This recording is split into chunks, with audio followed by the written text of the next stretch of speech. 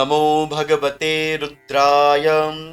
सभी शिव साधकों को प्रणाम। सावन के महीने का तीसरा सोमवार 5 अगस्त को रहेगा। 2 सोमवारों की महिमा और 2 सोमवारों में विशेष नियम उपाय तो मैं आपको बता चुका हूं।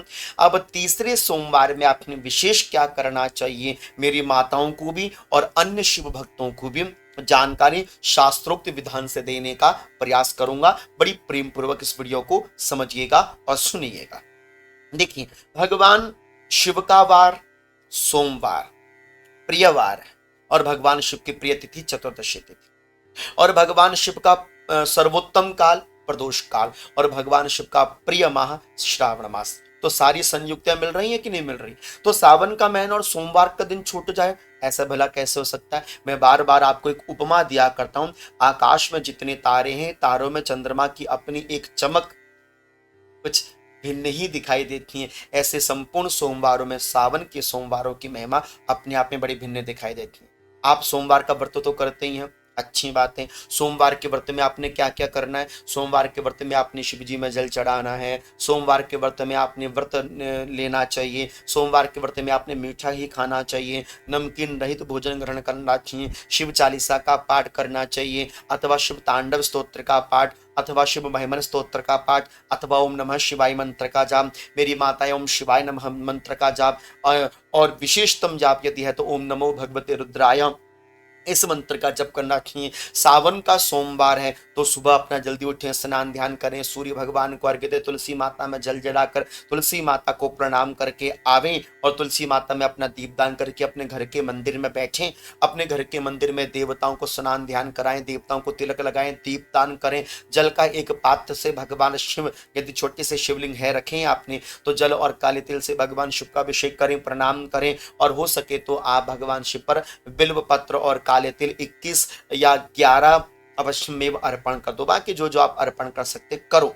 उसके बाद आप भगवान शिव के मंदिर में जाओ और गणेश जी पर जल विशेष चढ़ाओ। माता गौरा जी का श्रृंगार, थोड़ा सा कोई श्रृंगार की दान सामग्री है तो माता गौरा जी को अर्पण करके भगवान शिव पर जल और दूध, क्योंकि सोमवार का संबंध चंद्रमा से, चंद्रमा का जो वर्ण है वह रक्त है, वो श्वेत वर्ण के हैं, सफेद कलर के हैं, श्वेत कलर के हैं, इसलिए सफेद दूध दही से भगवान शिव का आप अभिषेक कर सकते हैं। और सबसे सुंदर विषय यह है कि यदि आप कर्पूर को पीस कर उसको जल में मिलाकर भगवान शिव को चढ़ाते हैं तो उससे शांति मिलती है और अरिष्ट जो आपके जीवन में होते हैं, अमंगला नाम दूरी, अमंगलों की दूरियां, अमंगल आपसे दूर होती हैं। इसलिए कर्पूर युक्त जल आपने भगवान शिव पर अवश्यमेव सोमवार के दिन तीसरे सोमवार में अर्पण करने चाहिए। और 11 या 21 अरहर की दाल आपने भगवान शिव को अर्पण करनी चाहिए। ठीक है, साथ ही साथ 11 अथवा 21, आप 11 या अथवा 21 की संख्या को ले लो। जैसे 11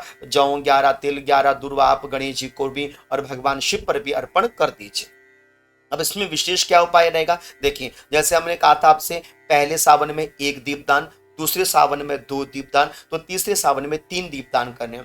और दीपदान किससे करने? माचिस की तिली से नहीं करने। दीपदान हो सके या तो जो शमी की समिधा होती है, लकड़ी, थोड़ी सी लकड़ी लेकर उसमें रुई लपेटकर थोड़ा सा कर्पूर उसमें डालकर अच्छी तरह से उसको भिगोकर कर्पूर डालकर चूर कर उसके बाद उसको फिर किसी ज्योति से लेकर उससे फिर आप दीपदान कर दो जो आपने दिए लिए हुए।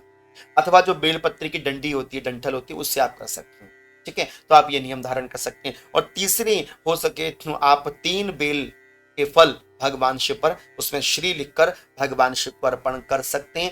अथवा हो सके तो आप 11 बिल्वपत्र ओम नमः शिवाय लिखकर भगवान शिव को अर्पण कर दीजिएगा। ठीक है, विशेषतम इसमें यह है कि आपने इसमें 3 दीपदान करने चाहिए।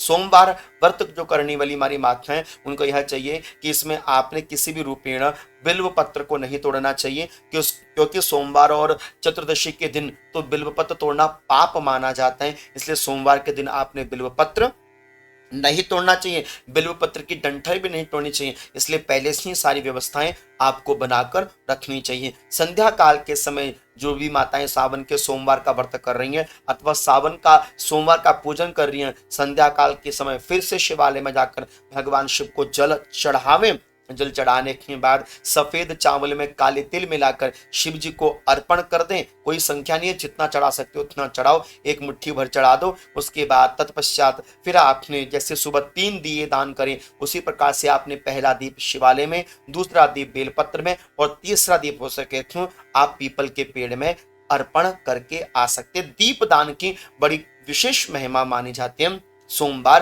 व्रत में। तो 3 दीपदान भले आप 3 जगहों पर या शिव जी के निकट कर दीजिए, जैसी व्यवस्था जैसी जगह उचित बनती है उस रूपेण आप दीपदान कर सकते हैं। देखो सोमवार है, शिव का दिन है, तो हो सके थोड़ा चंद्रमा को भी आप प्रणाम कर दीजिएगा, चंद्रदेव का भी वंदन आप कर दीजिएगा। वैसे जब शिव जी में आप जल चढ़ाते तो सारे देवता अपने आप तृप्त हो जाते हैं। लेकिन शिवलिंगे अपने सर्वेशम देवानाम पूजनम भवेत, लेकिन सोमवार का दिन है तो सफेद वस्तु जैसे सफेद चावल, सफेद वस्त्र शिव जी को चढ़ाना हो या फिर दूध चढ़ाना हो या विशेषतम सफेद सफेद चीजों का प्रयोग, सफेद मंदार का पुष्प भगवान शिव को अर्पण करना, यह तो बड़ा विशेषकारी माना जाता है। और सफेद फूल यदि आपको अधिक मिल जाए तो सफेद पुष्प भगवान शिव को सोमवार के दिन अवश्य में अर्पण कर सकते हैं। तो ये विशेषतम कुछ विशिष्ट उपाय हैं, यदि आप अपनी ओर से कर सकें सावन के सोमवार में बहुत अच्छा रहेगा।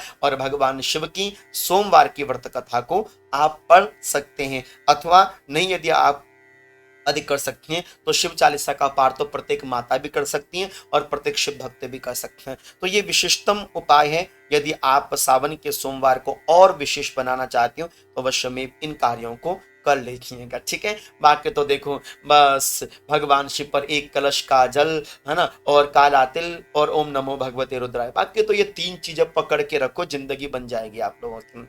इसके अनुरूप आगे अधिक कुछ विशेष करना चाहते हो इसलिए मैं आपको बताता हूं, नहीं तो मैं ज्यादा उलझाने वाला काम तो नहीं है। केवल 1 कलश में जल में काला तिल और भगवान शिव का नाम और ओम नमो भगवते रुद्राय, बस ये विशेष काम कर दो, आपका कल्याण अवश्य में होगा। आप सभी शिव साधकों को प्रणाम वंदन। ओम नमो भगवते रुद्राय, ओम नमो भगवते रुद्राय।